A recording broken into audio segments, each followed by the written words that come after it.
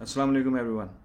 BTC और market की update, मगर उससे पहले जो फेड्स की जो कल की मीटिंग है उसके बारे में बात करेंगे, जिसमें फेड्स ने ये बोला है जेरम पावल ने कि अब लोअर रेट्स का इरा हम शायद ना देखें।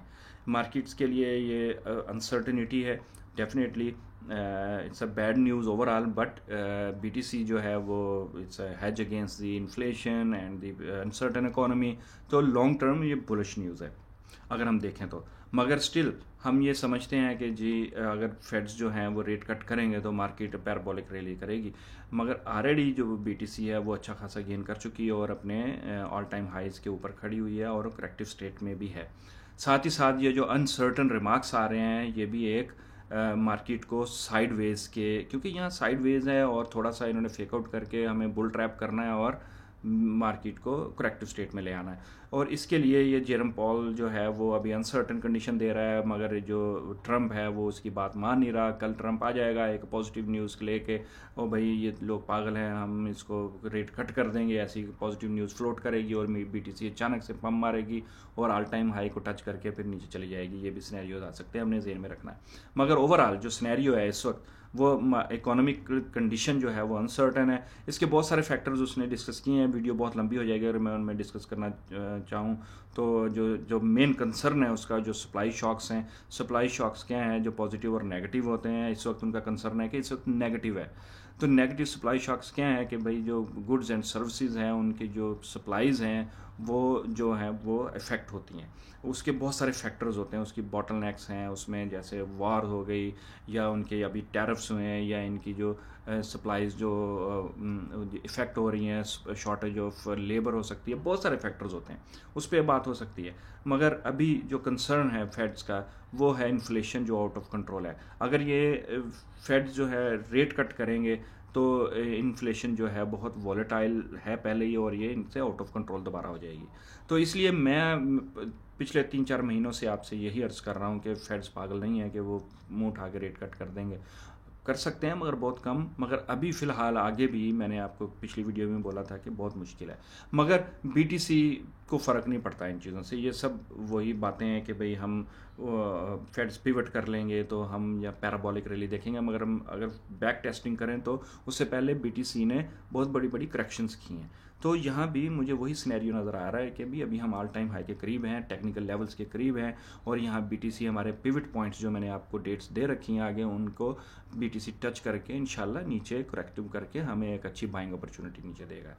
तो आगे हम देखेंगे कि फेड्स और ट्रम्प की जो क्या कहानी चलती है और उसके लिहाज से मार्केट कैसे रिएक्ट करती है, मगर हमने अपनी डेट्स के ऊपर नज़र रखनी है। साथ ही साथ अगर हम बात करें बीटीसी की डोमिनेंस की, जो बीटीसी की डोमिनेंस जो है वो 65% से ड्रॉप होके वो आई है 62-3% के ऊपर और दोबारा रिकवरी कर रही है।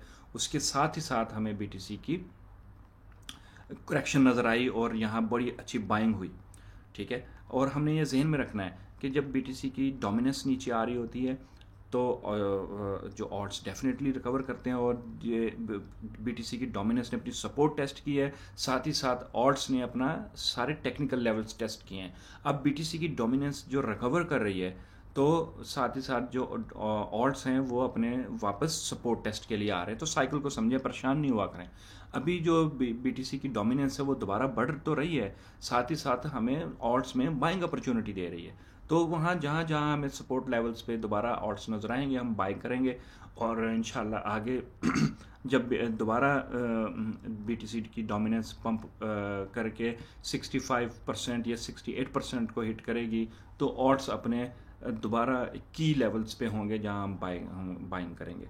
अगर बीटीसी की डोमिनेंस और नीचे जाती है तो इसका मतलब ये होगा कि भाई बीटीसी अपने ऑल टाइम हाई के करीब है और ऑल टाइम हाई करके हमें बीटीसी नीचे बाइंग अपॉर्चुनिटी देगी। मगर अभी हमने इसकी बाइंग अपॉर्चुनिटी के लिए थोड़ा सा हमें टाइम दरकार है। इस वक्त हमारी नज़रें ये हैं कि बीटीसी मैक्सिमम जो करेक्शन है वो 97 और 95 की रेंज है, ये आ सकती है। मगर उससे और ऊपर हमें देखना है कि बीटीसी को होल्ड करना है 104.7 के से लेके 103.7 के, ये रेंज है जो बीटीसी अभी स्ट्रगल कर रही है। बीटीसी को इसको होल्ड करना है। बीटीसी इसको होल्ड करे तो फिर हमें आगे पॉजिटिविटी मिलेगी और अगले दिनों में हमें 108.2 के और मैक्सिमम जो है जून में ये लेवल आने चाहिए। जून में 101 112 से लेके 114 के जून के लेवल्स हैं मेरे, और अभी के इस महीने के लेवल हमारे हो सकते हैं 108 107 के अराउंड।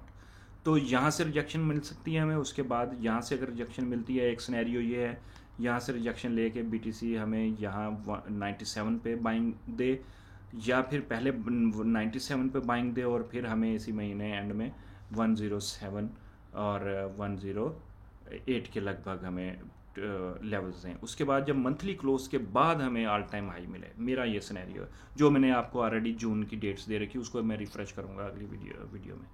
तो फिलहाल अभी के जो करंट बाइंग सिनेरियोज हैं, बाइंग सिनेरियो में 102.5 की सपोर्ट है इस वक्त, और मेरा ख्याल है कि हमें सेफ जोन है, हमें यहाँ वेट करना चाहिए अभी थोड़ा सा, और 101.4 के कल हमें मिलेगा, और ये लेवल अगर आता है तो हम यहाँ बाइंग करेंगे, और 100.6 के नीचे हमारा स्टॉप लॉस होना चाहिए, और फिर यहाँ से बीटीसी को रिकवर करके दोबारा इस लेवल पे आना चाहिए, जस्ट लाइक दिस।